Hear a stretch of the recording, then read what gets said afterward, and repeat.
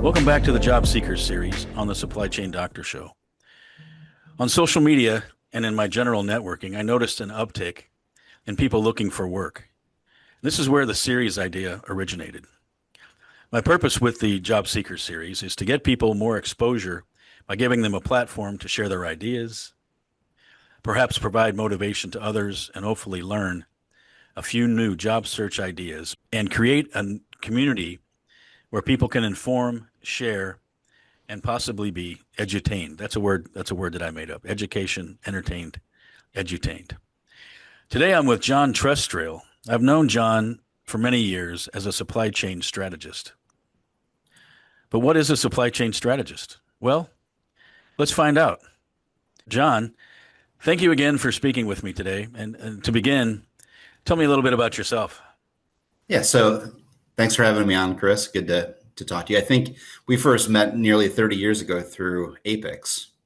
30. Please don't use years. Just say a long time ago would be fine. Long time ago then.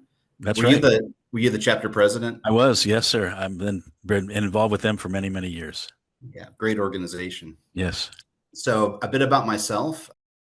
I'm originally from Michigan. I moved down to Atlanta after college to seek my fame and fortune here, and I randomly fell into working in ocean container shipping early in my career, and I've kind of stuck with logistics and supply chain ever since. I've worked in ocean shipping. I've worked for third-party logistics. I had my own small consulting and ship brokering practice for a number of years. Then moved into software, and most recently worked in consumer packaged goods and supply chain strategy and analytics. So that's where I got this. You're a strategist. So what does a strategist do? That's my word, so I should be able to explain it, but go ahead. Yeah, like a strategist is kind of like the Yoda of supply chain. You get to kind of sit back and think long term and spout esoteric sayings. But really, there's when I think about supply chain, I break it up into three different parts. There's the people running the day-to-day operations who are manufacturing products, filling the warehouses, taking orders, getting the trucks out the door. The next level up from there is planning. When you're thinking about your forecast, your replenishment process, things that are happening in generally like the month forward to 18-month forward time period. Strategy tends to sit in the space beyond that, thinking out a year and a half, 3 years, 5 years of what do we want the supply chain to look like? How do we want to mold it so that we're hitting our business objectives in an ever-changing environment? This could be building a new DC network. This could be shifting manufacturing footprint from one country to another, or insourcing versus outsourcing, and coming up with different strategies to drive value. I think of it as a four-legged stool. There's the cost and profit component, trying to maximize profit, minimize cost. There's a service component where you're trying to make sure that you're hitting the marks with your customers and keeping them satisfied. There's a resiliency component and a risk mitigation component where you're trying to make sure that you don't build a fragile supply chain that can't absorb shocks and can react quickly to opportunities and disruptions. And the fourth, which is a growing pillar, is around sustainability, making sure that we're satisfying the need of not only our shareholders, but also our external stakeholders in providing a supply chain that is net beneficial to the world. I think to be a strategist, you have to be a smart person. Based on what you've said so far, I think you fit that criteria. Every once in a while, a non-smart one falls through the cracks. I did a strategy project many years ago. I'm not going to say how many, just many years ago. And it was about it was a distribution network strategy. And it's how many distribution points did a company need to have, and where should they be located? So that's what I think about when I think strategy, because it deals with transportation, cost, service levels, all those things. That's a pretty traditional view of supply chain strategy. That's a very common exercise to look at how many DCs are needed, where should they be, what products should be in them. And I've got a lot of experience having done that. When you talk about strategy, this takes me back to the COVID era when supply chains became very popular because of the toilet paper. If you remember all that saga, nobody could get the toilet paper on their shelves, and that's a different podcast. But what I reckoned from that was the supply chains weren't broken. They were doing exactly what they were designed to do. Just back then, they were designed to be very lean and cost functional, and that's what they were. They were very good at delivering what they were set up to do. However, they weren't very good at being flexible, and that's where the breakdown came from. So when you talked about, you said something, I don't know exactly what it was, but that's what got me thinking about that piece of the strategy. On this show, we talk to people that are in job transition. So are you, what's your job status? I am in job transition, as you so kindly put it. About 6 months ago, my tenure with my last employer came to a sudden and unfortunate end, and I've been looking for my next opportunity in supply chain strategy, analytics, and transformation leadership since then. You mentioned did work, you have done work in CPG strategies. So what is that what you were doing before? Yeah, that's what I was doing exactly before. So managing teams that were looking at distribution networks, transportation solutions, import strategies, manufacturing footprint, things of that nature. And more from the technology side or using the technologies or yes. I would say less from technology, less about the IT deployment. Now, we obviously use technology to help with decision support and decision making, but this is more about thinking through structure and policy and connections and building different different tools that we could leverage, not necessarily IT tools, but for example, on an import strategy, you might say, what would be the benefit if we had a transload facility close to the port where we can get our products out of containers that are going into the middle of the country?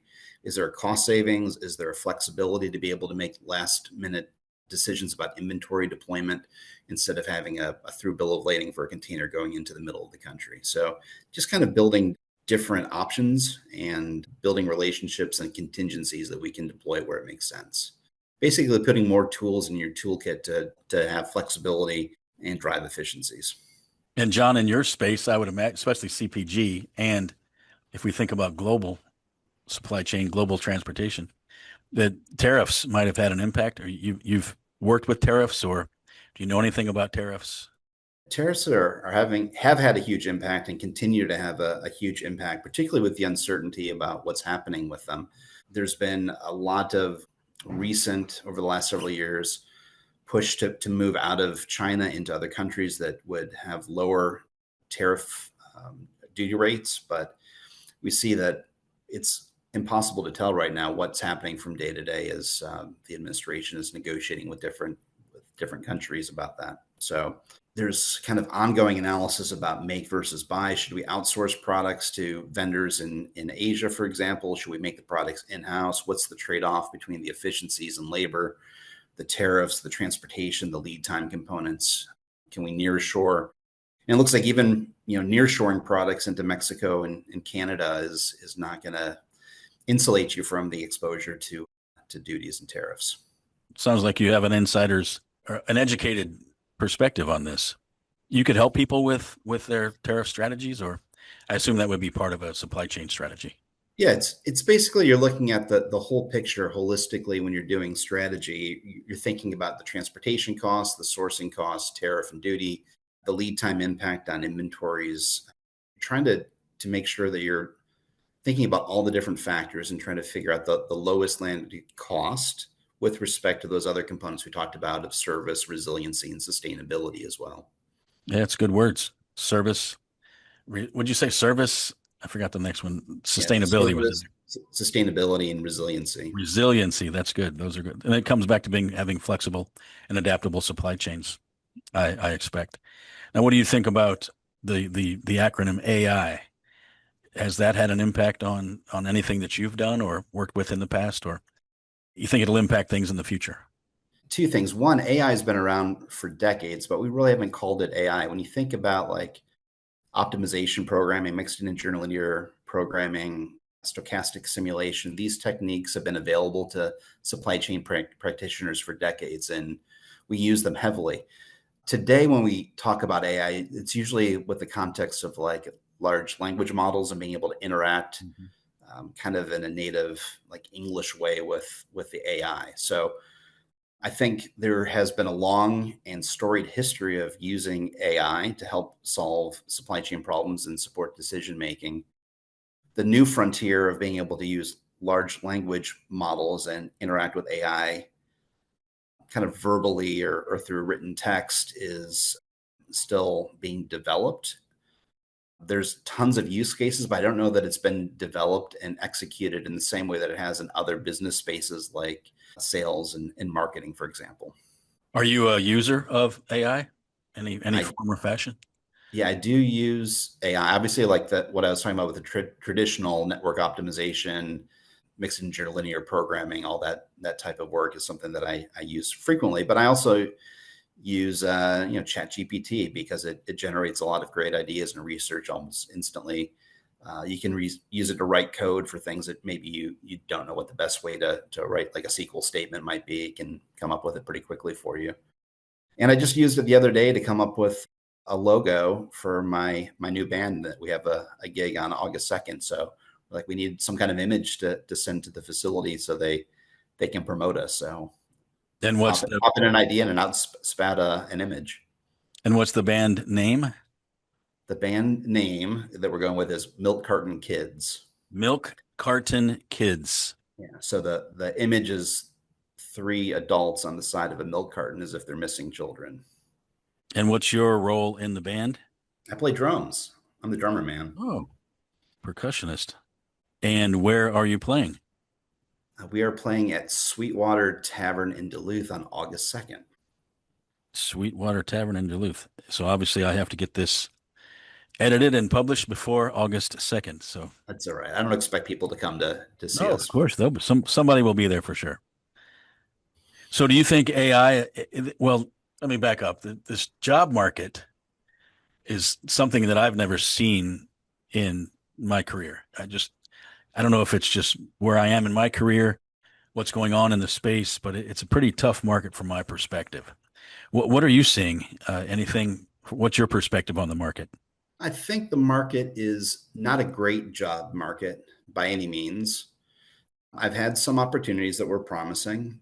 I've been a finalist for a couple roles that I didn't get that were very attractive. I was a finalist for a role that I did get an offer, but ultimately I didn't think it was a good fit. It required reload to some places that I didn't think were good for my family. So that didn't work out. And I've got a couple opportunities now that are in kind of late stage interviews that look promising also. But I'd say generally there's less activity than I thought there would be for a person with my background and experience. And I think that AI is having some impact on that. I think there's a degree where CEOs are trying to figure out how they can leverage AI to, I don't know if reduce headcount is the right word, or mitigate their overhead, maybe resize through natural attrition where possible. So I think that's one aspect of it. And I think there's a degree of just global economic chaos that's coming with the tariffs and the impact on globalization that's also freezing people in place right now and not wanting to invest because of the degree of uncertainty they're experiencing day to day in their business. Yeah, it's interesting. It might be, and you made me think about this in our pre-meeting, that some of our leaders are quite possibly confused or they don't have a clear strategy around these things. And I'm not saying that's every company. It's just things are changing so quickly in the tech space as well as AI. I mean, specifically AI, and nobody can really make a plan around it. That seems to be a thought for me. Now, what about, I talked earlier about global logistics and international shipping. What are your thoughts on globalization? You think that's going to come back to be more of a local supply chain strategy? I think that there's going to be pressure on globalization that will lead to a shrinking of globalization over time, not only just because of what's happening with tariffs and international conflict that is making parts of the world difficult to even carry goods through with ships, right? So I think that's part of the pressure, but I think more long term that the degree of automation that we're seeing in manufacturing is going to take a lot of the labor components out of it. And we will no longer need to chase low cost labor in other parts of the world that we have today. Now, there's still going to be natural resources that I don't think you can necessarily replicate in every part of the world. So I think there will be kind of that extraction aspect of globalization that's going to continue on. But I think the part where we're chasing the labor will change. I've got a good friend who runs a 3D printing lab at Kennesaw State University, and the advances in 3D printing is just amazing. And it's not going to slow down. It's going to speed up, and we'll be able to start printing out of different types of material, not just resins and plastics, but metals and other materials, and being able to manufacture through 3D printing across different material types in the near future.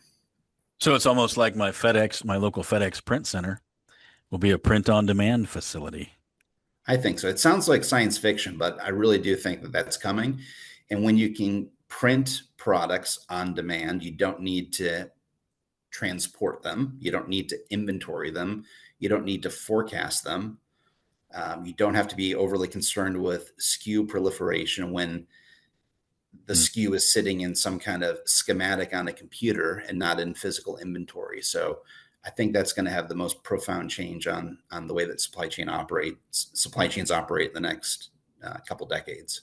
And it's interesting. You talked about two key terms, which are significantly impacting the supply chain. One is inventory. Inventory is probably the largest cost of any supply chain. I say probably so people that are watching don't throw eggs at me. Probably inventory holdings because you got your carrying costs and everything else that I've actually talked about on the show. And then there's all what impacts inventory is forecasting because the number one rule I tell people about forecasting is it's always wrong. And the question is, how wronger is it? So that's because, and then you don't have to worry about, if you don't have inventory, you don't have to worry about having a forecast, except for the raw materials to print. So, and I don't know what that means, but that's a good perspective. Now back to the job search side. So, what are some of the things that you're doing in your job search strategy? It was interesting when I talked to you, John, right after you left your prior organization. You said you had interviews already, and I was so excited, and that was just like a couple of days after you left. So, what are the things that you're doing to find opportunities? There's the obvious ones of going through LinkedIn and Indeed and talking to recruiters in the industry, right? That's kind of tried and true and fairly easy to do. But I think leveraging your network, like the value that you have from your work experience is the connections that you made either through people you worked with, people you've met through professional organizations, customers and vendors. Like there's a huge amount of social capital that you can be building over the course of your career. Some people invest in that heavily, some people don't invest in it heavily.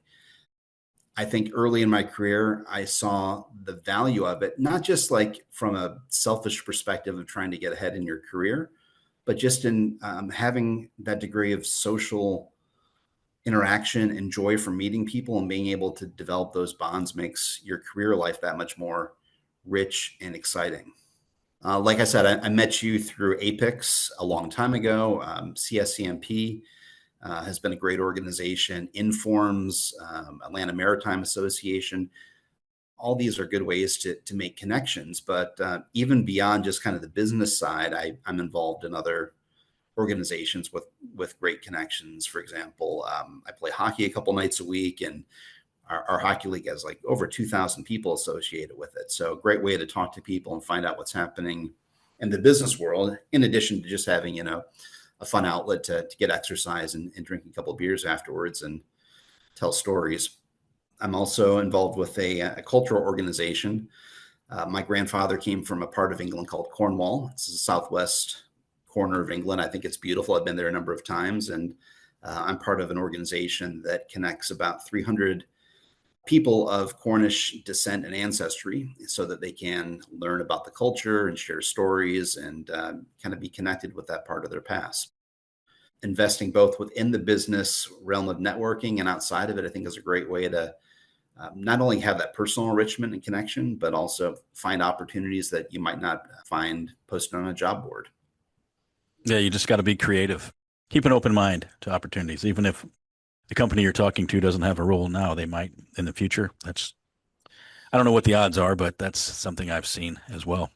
Networking is not just about when you need your network, but it's when your network needs you too. So pay into it when you have the opportunity. When you're in a job and somebody's interested in applying to your company, like make time, tell them about the environment, help refer them to HR, connect them with the hiring manager. You got to pay it forward. Otherwise, it feels a little bit creepy just to be the guy that waits till you get laid off and then you call somebody you haven't spoken to in 10 or 20 years asking for a Yeah. job or a lead or a referral.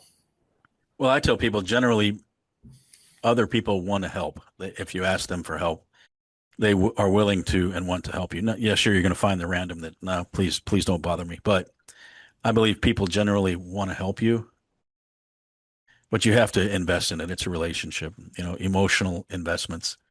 And I asked you in the pre-show, I said, what some tips on networking? Do I just call somebody and say, hey, John, here's a job I want. Do you have a job like that? I mean, is that what you do in networking, or what's your approach to networking? There's the networking that happens when you don't need it, right? Just kind of checking in with people that you've enjoyed working with. Like, even if it's once a year, just like see how they're doing. Things probably don't change that much with people that you worked with 10 years ago that you need to follow up with them every week. But once or twice a year, send them a text, send them a message on LinkedIn, let them know that you're thinking about them, find out what's going on with them. So that's kind of the work you do, just kind of ongoing. Now that I kind of need my network to find opportunities and make it known that I'm looking for opportunities, I'll reach out and ping people and say, what's up with you? I'm looking for work. Keep your ears open. Let me know if you hear anything. It's great, to get together with people for lunch and just kind of talk shop. You can hear what their pain points are, give them ideas. It kind of generates, some degree of like the synapses firing in your brain again when you're not getting that day to day from being in the office environment. I like to get out and have a couple lunches a week with former coworkers, friends, colleagues, customers. One thing I haven't done as much as I would like to is get out to formal networking events like ASCM and CSCMP and some of those. And part of that's timing. Like those tend to die down a bit over the spring and summer and then pick back up in the fall. So I know some of those are ongoing. I just find that it's for me personally, like I've got a young child, so I like to be home in the evenings, right? My free time to do a lot of job search activities is generally when she's off at school or off at day camp, right? So that's my time. And then when she's home, it feels a bit unfair to my wife that I go off and do a networking thing and leave her to manage our child after she's just put in a full day of work herself. So when those opportunities look good, I'll take them up, but I haven't made as much use of them as I probably normally would if I was working full time and trying to find some networking opportunities. How much time do you invest, would you say, daily on a? You asked me that when our pre-call, and I feel a little bit guilty about it for a couple of reasons. I want to caveat that I think I'm in a lucky situation. One, that when I left my last employer, I got a pretty good severance package from them. They took care of me on the way out the door. So the financial pressure wasn't immediately there. Yes, I wanted to work immediately. I was immediately looking for opportunities, like you said, and interviewing. So that's one. Two, my wife works full time. We have health insurance and other benefits through her employer. So again, that pressure is kind of off.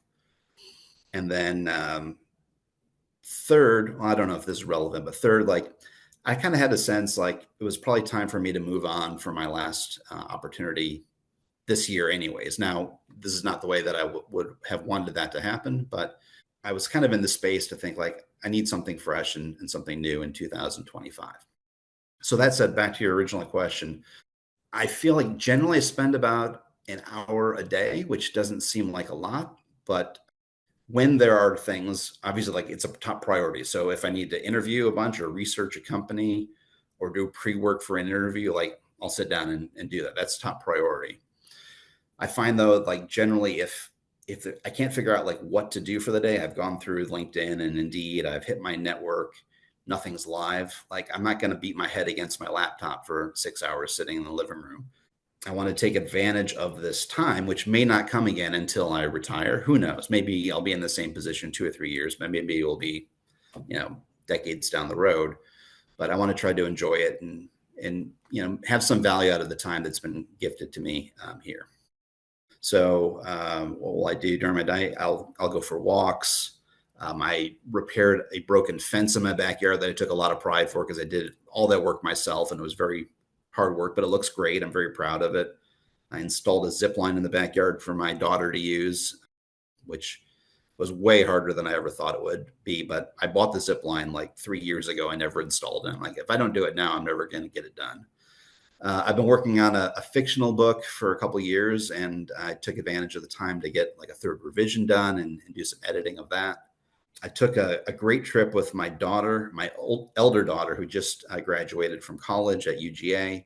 She and I went over to Cornwall, England, and hiked 105 miles along the Cornish coast together over 8 days, and just had a great time. It was very difficult, but it was a bonding experience like I'll never get with my daughter again. Now that she's graduated and moved off to New York City to seek her fame and fortune there. On that topic, you have a travel log that you wrote, or it's available to anybody that wants to check it out, I'm sure. Sure, if anybody is looking for some boring reading about people hiking around the coast. And all I'm going to ask is what's it like playing with venomous snakes? Oh yeah, there I saw that we one in there. we came across an adder in a field on our hike, but we didn't know it looked cute. I thought it was just like a normal snake, and we kind of poked at it with our walking poles for a minute, and then we Googled it later, and it was a venomous adder. But um, I've always been fascinated by snakes, and I've always been kind of an outdoor hiking kind of guy, and I've always felt um, severely disappointed that in all my years of hiking, I've come across three venomous snakes in all my hikes, and two have been this year. One was in Cornwall, the adder that we saw, and I just a few weeks ago came across a copperhead on a hike that I was doing. Copperheads are But pretty venomous, from what I yeah, understand. he saw me before I saw him or her, but I passed it at calf level on the hiking path, and then I heard it behind me. So thankfully, no bite. It was following you, or just it was trying to get away from you, just like you were. No, it was just a small one, just on the side of the hiking trail, and I walked past. I heard something. I looked back, and I'm like, oh, that was a little copperhead right there. And for those not from the South, I don't know if they're everywhere, if they're even in Michigan, John, but they're pretty aggressive in the South. Yeah, we don't have them in Michigan. No. Very well. Now back to the networking thing. I talked to you about the networking, and I said sometimes it feels odd just to reach out to somebody and ask them to give you a job, and you corrected me, and rightfully so. I wrote it down. You said networking should be about relationships, not finding a job. So, any theories on that? Yeah, I mean, it's. I don't want to say it's like a give and take. It's not even so transactional. It's just about relationships. Like it's the people that you know along the way. I think fortunately for me, I feel like I've worked with great people in the course of my career. There's been a few people that I'm like, oh, that's not been a great relationship. And I hear horror stories from other people about maybe bosses they've had or companies that have had toxic environments. I'm like, that sounds horrible. People shouldn't have to put up with that. But I've been fortunate that that's generally not been the case. I've liked most of the people I've worked with. And I'm generally interested in kind of maintaining those relationships over the course of my life whenever possible. Like whether there's something in it with a job or a contract or consulting or not, it doesn't really matter. These are just kind of my people that I've been through a shared experience. Sometimes it's been like going through war together with people when we've had like tough challenges that we've had to buckle down together and achieve. And I'm like, those are my people for life, and I want to keep up with them. If I go to the city where that person is, I'm going to look them up and try to get together for a lunch or a dinner or a beer or something. Otherwise, in many cases, I'll try to put their birthday in my calendar, and then at least on their birthday, send them a text, say, hey, thinking about you, happy birthday, what you've been up to. So, like I said, even just reach out to those people once a year, twice a year, once every 2 years, whatever it might be. Maintain those relationships; they're like gold. You mentioned CSCMP. There was a gentleman in Atlanta. He spoke to that group. The book's called Relationship Economics or something like that, but it's about how to maintain those connections. And he had like a four-tiered system. There's people you contact every year, people you contact maybe every 6 months, every 1 month, and then every day. So he said you kind of group them and categorize them. So maybe I need to brush that book off and find out what that was. That's a good topic. Yeah, I think I heard that guy speak before, and he was a good presenter.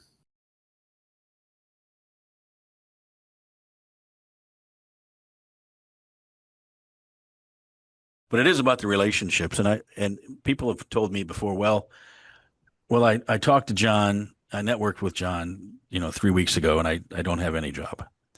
Well, my view with the networking is, yeah, it's about the relationships, but it's also about being top of mind. So, if I talk to you today, John, and then tomorrow somebody calls you and said, "Hey, do you know this anybody that's a supply chain doctor, or whatever it is, podcaster, anything like that, sales engineer?" And you might say, "Oh yeah, that's Chris. I know Chris because I just talked to you yesterday." Same thing, but over time, over another 2 weeks, 3 weeks, you may forget about it. It's more staying on top of mind. I think that's why the repetition part is important to me. There's a persistence aspect to it. Also, like think about if you were a hiring manager at your company and somebody applies for a job in your team and they don't get the role. Next time you have another opportunity, that same person comes back, like, oh yeah, I remember that person. They were very interested. They just didn't make the final cut. Maybe they don't make the role again. They keep applying 3, 4, 5 times. Like eventually you're gonna be like, man, this person really wants to work for me or work with me or whatever. And you might say, okay, I think this person's so dedicated to this opportunity. I want to support them and bring them in. So I guess my point is don't think it's like a one and done type of thing. You got to invest and show your interest and persistence, and people will remember. Like, don't just hit somebody once and then if you think they have an opportunity to point you in the right direction and they're like, oh yeah, let me get back to you, and they don't, like, follow up with them a few weeks later. Like, you don't want to call them every day and be annoying, but stay top of mind, like come back around. One thing that I've been doing is I was never a big poster on LinkedIn myself. Like I would, kind of keep up with comments and see what people were doing, but I'm like, I need people to remember that I'm out there. So I try to do a post every week with some kind of insights about supply chain strategy. I try to combine it when possible with things going on in my life, just to give a bit of a personal touch to it, like maybe a book that I'm reading and how that's spurred some thoughts about supply chain in a way that's not intuitive. But I find like people will comment on it. They'll kind of remember I'm out there. Maybe they'll reach out to me about an idea or want to schedule a get together. So people are busy, and if you can let people remind them that you're out there, like that helps. It's the recency effect. It's the cognitive behavior concept where if you ask somebody something, they're going to probably tell you the thing that they've experienced or thought about recently. So not something that is if you go through a list of numbers, and people are more likely to remember the more recent number that they heard than the early numbers. So anyhow, I'm sure I got that all wrong, but there's a whole different school of thought around it. And I think that's what relationships are, and networking. You said in the pre-call that losing a job is also like losing your social network. From two aspects. One is, these are the people that you see every day. You might be having lunch with them in the cafeteria, or maybe you go out to, grab a burger or something at lunch. Sometimes you're traveling with these people. Sometimes you're going to fun events. Maybe, you go on a business trip and you go to a hockey game together, right? So there's definitely kind of this, I don't want to say necessarily friendship, but there's definitely like a connection that you have with a number of your peers that you've worked with, particularly if you're like in a physical office or, warehouse environment where you get to see each other in person regularly. So when that goes away, you lose a lot of those kind of daily connections. The other side of it too is particularly if you're in a people leadership role, like you're really investing in those relationships. Like you want to know your team members, you want to help support them in their professional and personal lives, like however possible. And then suddenly that's gone. But it's like I don't stop caring about the people that were part of my team just because I'm no longer part of the company. So it can be a bit jarring and disruptive. And I still reach out to a number of my team members and just kind of want to understand like where they're at, how their life's going, how's the job, just let them know I'm available. Like not just because I'm no longer working for them doesn't mean I'm not part of their lives if they choose to keep that relationship going. And emotionally, I think that's what challenges a lot of people, especially in the United States, is jobs are a big part of who we are. I'm not saying it should be. I'm just saying it is what it is. And sometimes it's your friendships and everything else that you talked about. So when you lose that, it's kind of like a death almost.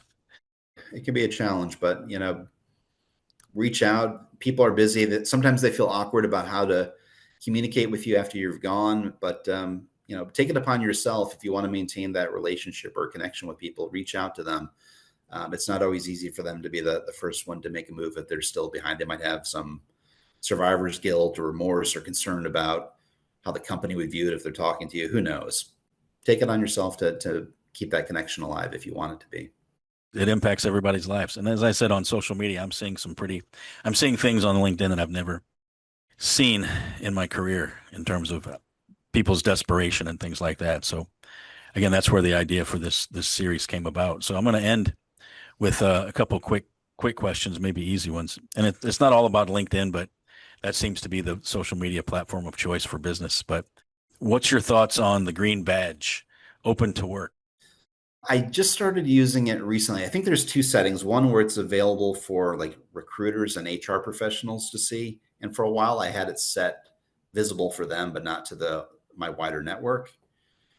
And I don't really know if I had a good reason for it, not kind of showing it more broadly, but finally I'm like, it can't hurt. I'm not hiding the fact that I'm a free agent now looking for my next opportunity. So I updated it on LinkedIn. I don't know what difference it makes at this point, but at least, make it visible to those HR and recruiting professionals so that they know that you're looking for the next opportunity, I would say. LinkedIn has different levels of membership. Free, I like free, and then the premium. Are you a premium user or a free user? I think I'm a premium user. At least I intended to be a premium user, but I can't remember at what point I paid for it and if it's still hitting my credit card. Like, sometimes you just sign up for stuff and you don't check your billing statement and they renew you every year. So I'd say like LinkedIn is a important enough venue that it's probably worthwhile to pay for the premium version. So I would say my intention is, but I can't 100% confirm that I'm paying for it.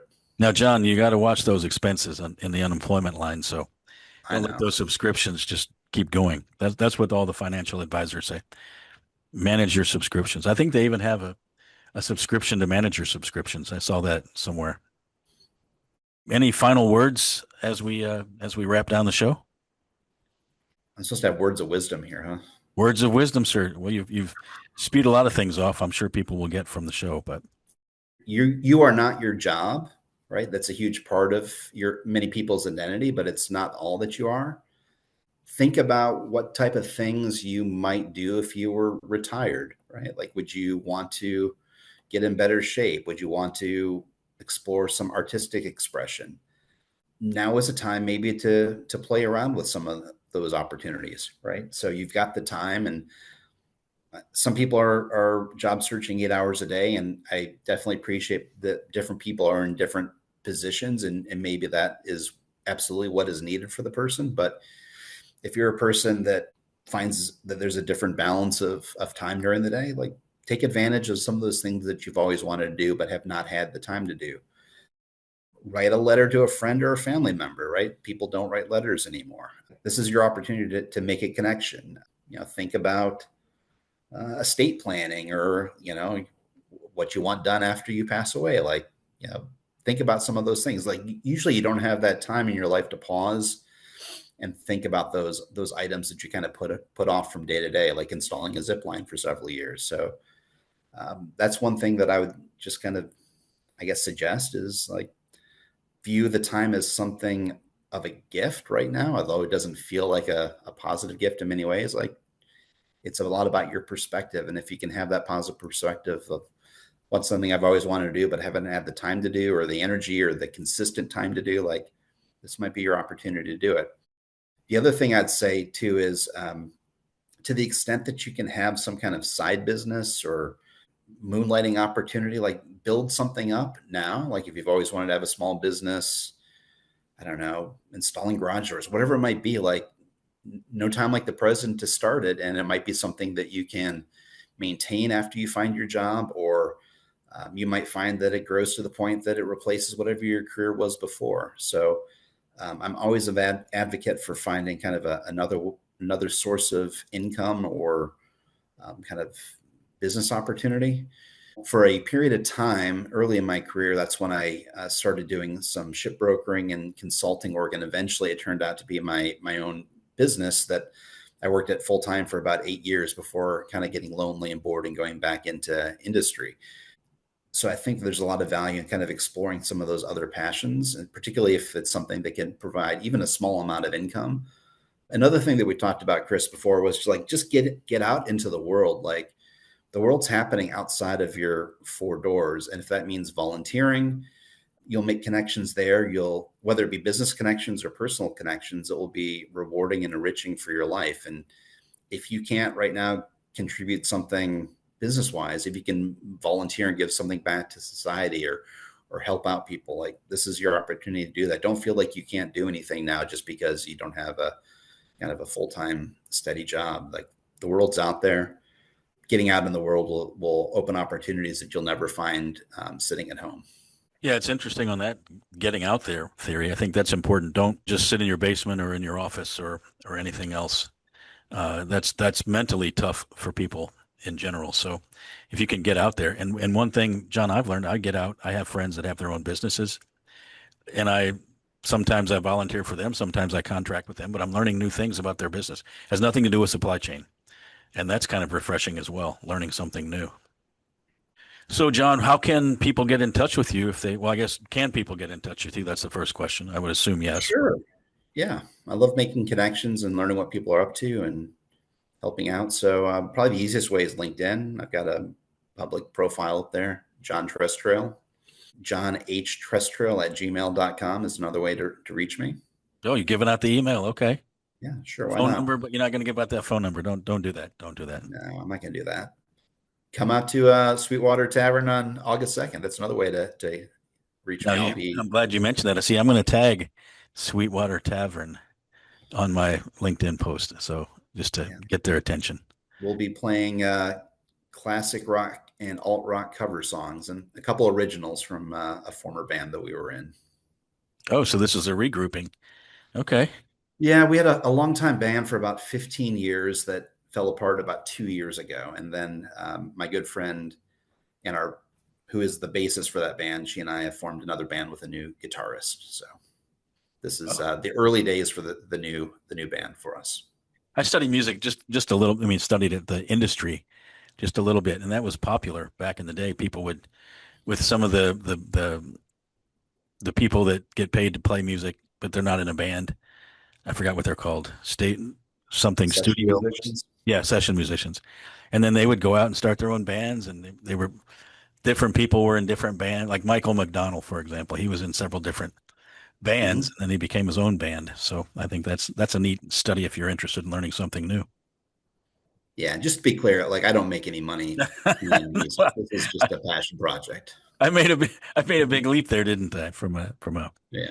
Well, there's also another podcast. I forgot the guy's name, but he's out in East Atlanta, and he's a popular guitarist, and he has a podcast that I watch often. And he teaches guitaring, guitar playing the guitar, and he's a pretty popular guy. I should have his name. I'll mention that in the post as well. But he talks about like the one hit wonder of 1987, and he talks about the music and the popular songs. So I'll share that with you, and then I'll share it on the notes as well. Again, thanks for sharing there. And I will say I did not expect to be talking about installing garage doors or estate planning in the show, but hey, you never know what's going to come up. So our goals with this popular new series is giving guests a platform to share their ideas, providing motivation and hope to others, which I think most everybody could use today, and then sharing job search ideas, which I think I picked up several here. So now I'll put those in the notes as well. If you're interested in being a guest on a future show, send a note to me at chris@thescdr.com.